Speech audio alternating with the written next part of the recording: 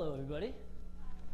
What a wonderful treat to be here today in front of all of you bright-eyed, young, and somewhat my age and somewhat older individuals. So the topic of this whole conference series of talks is adventure, but I'm going to go ahead and hijack that a little bit and talk about telling stories. So I guess it was almost 5 years ago now that I had a friend ask me to come to a coffee shop with her because she wanted to tell me a story. And the story was about a place called West Papua, which I had never heard of before. But she wanted to do some activism around it with a group that she was associated with at the University of Victoria, where we were both going to school. She wanted me to help with it. And she was telling me that West Papua was a place that was in Indonesia, it's part of the Pacific Island chain, had undergone 50 years of human rights abuses, and most of the indigenous people of West Papua had been subject during those years to horrifying experiences. Family members disappearing, brothers and sisters, horrible, horrible experiences. So it came to me through learning about it that this was something that I could do.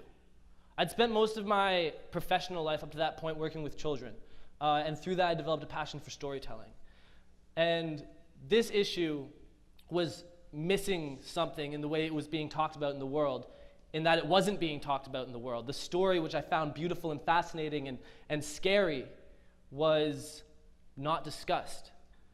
So I thought it would be worthwhile for me to take my storytelling and bring this to the world. I realized that if I wanted to do this fairly, then it wasn't going to be enough for me to just go talk to people wherever. I needed to go to West Papua first and get that story and get permission to tell it from the people who lived there. So I went to Indonesia, which is where West Papua is currently a part of. I did some language lessons there so I could make sure that I could do proper interviews. And while I was walking between my homestay and the language school that I was at, I was still trying to figure out the way in which I was going to talk about this issue. And something came into my head while I was walking back and forth, and it was, people need to understand this. 100,000 dead and counting, that's the kind of story shown on international news outlets, but it's not, at least not much. So I think maybe I should go across the country, speaking on behalf of people that I don't know. I didn't know what that was, and I didn't know what it meant, but I knew that it was supposed to be part of my presentation. So now, I'm going to go back there. I'm going to ask you guys to follow me. This isn't some rock and roll trick, it's just because we don't have long enough cables. So the story that I told ended up having a musical component to it. And I used the ukulele because this is a very common instrument in West Papua, and also because it was big enough or small enough to fit on my bicycle.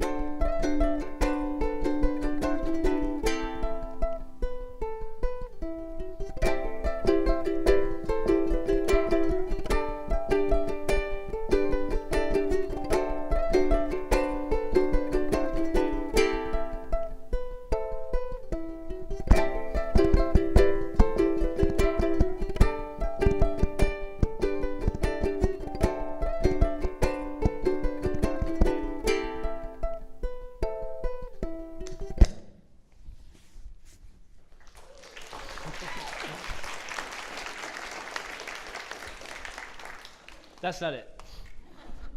Hey, here's a story occupied by, pardon me.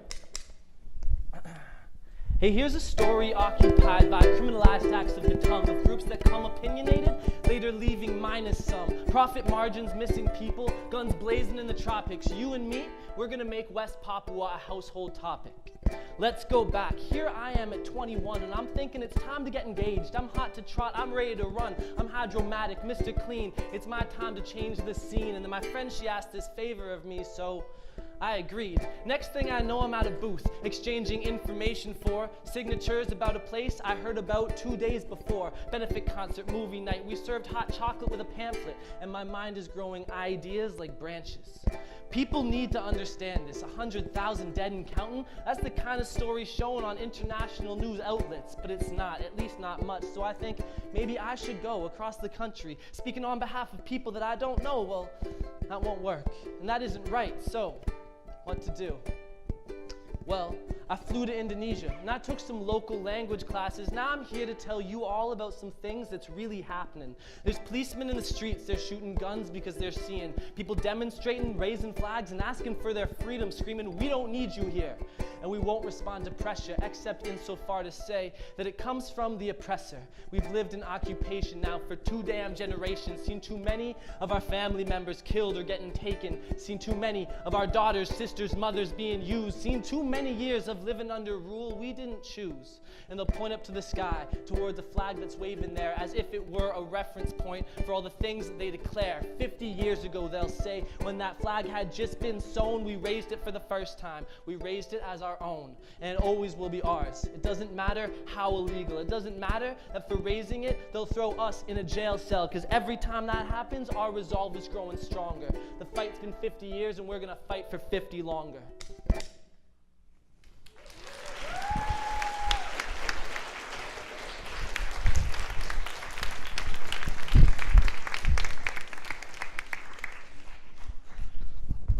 So the adventure aspect of this is that I rode my bicycle 2 years in a row to tell this story as part of a presentation. First year was across Canada, second year was through 7 countries, and I covered about 12,000 kilometers in that second year.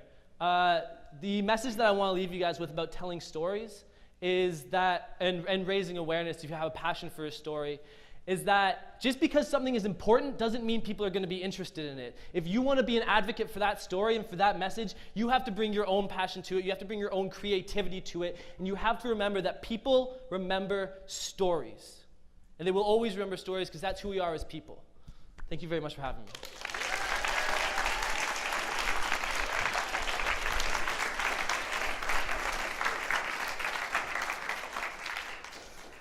Great talk, Jeremy. That was awesome.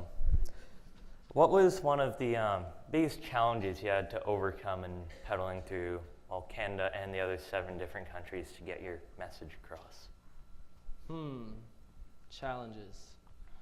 Well, on a slightly inappropriate level, something happens to your rear end when you bicycle that much. On a more appropriate level, semi-trucks. Sometimes when they're driving past you on the highway, they do not give you like wide berth. They don't give you that room, and it's really quite frightening.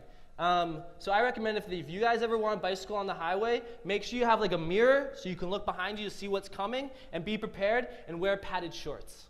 All right, thank you. Yep.